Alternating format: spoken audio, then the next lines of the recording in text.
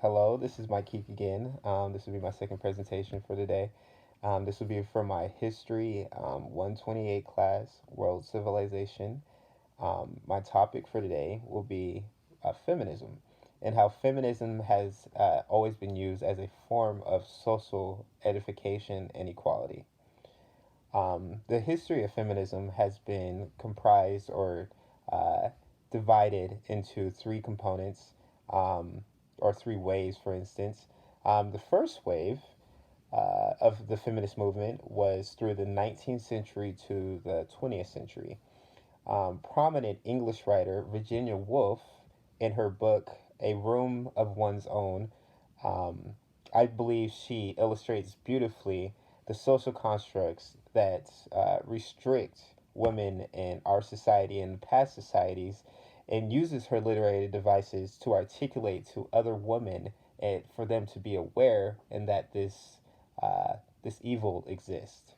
Um, she notices that the first disparities within a fictional context, but it's only to convey her point at her college that the educational experiences between a woman and a man is inherently different, and that the books that she was reading to understand women were written by men, and that's what made her angry. And through that anger, she was able to express and articulate exactly the reason why this needs to be focused on and needs to be fixed, and thus was able to propagate and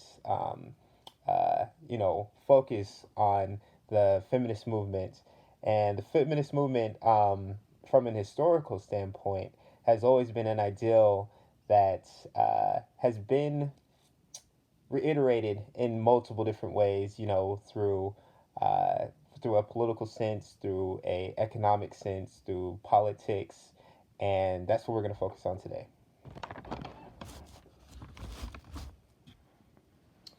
Um, Feminism at its core, in general, I would say, is the concise patriarchal no it's concise counter to patriarchal structures in Western societies, Western cultures, and dominant cultures in general. It is a movement that has sought to challenge the political structure, power holders, and cultural beliefs. um, for instance, early feminism in America was directly correlated with the abolitionist movement, which was another socialist movement that sought to complete the removal of slavery. Certain socialist movements, you'll notice or find out or whatever, go hand in hand, and that they use that same space of individual upliftment as the stage, or as the presidents, for instance. Um, the socialist movement go hand in hand, followed by the philosophy of enlightened thinking. Mary Wollstonecraft, who based her writings upon Jean-Jacques Rousseau, who is a social contract theorist, and considered the father of Enlightenment thinking, which completely, examines the individual self development. Discussed a democratic society that included equality to men for women, which was groundbreaking for that time. The second wave started in the United States in the 1960s to the 1980s, which was mainly concerned about gender inequalities in law and cultural substance. Simone de Beauvoir, if I'm pronouncing that correctly, um, because of her idea of women being the other or the secondary, the idea is briefly touched by Woolf again, and um, was to be applied or to be uh, incorporated in gender roles of women in the household at work. During this time, feminist leaders particularly campaigned against culture and political inequalities, which they believe were not mutually exclusive, sorry.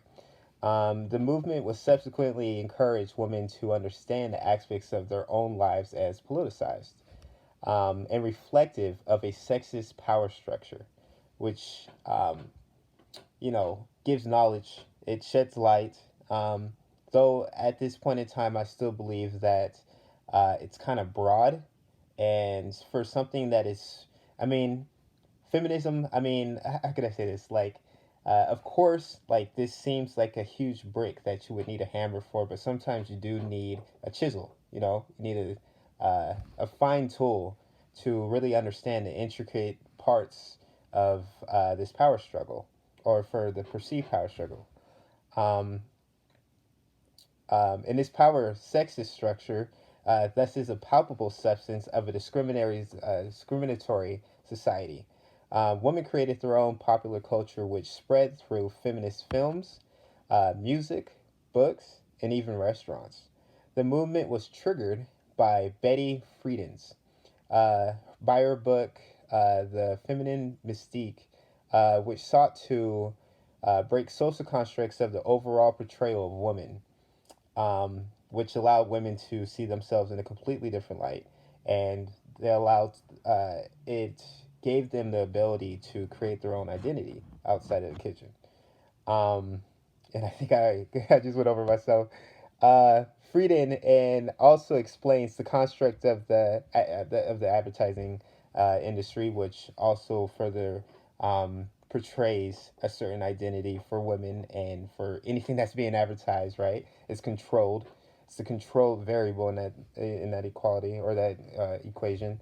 Um, and the educational system, that confined women to menial tasks, the cleaning, the cooking, and merely the bearing of children, which is terrible. That inevitably results in the loss of identity and individuality. Ideas that were created by the enlightened thinking. The third wave, last but not least, arose from the perceived shortcomings of the second wave. The third wave was less reactionary, less like, okay, if I'm getting beat over the head, what do I do? It's more action, it's more progressive.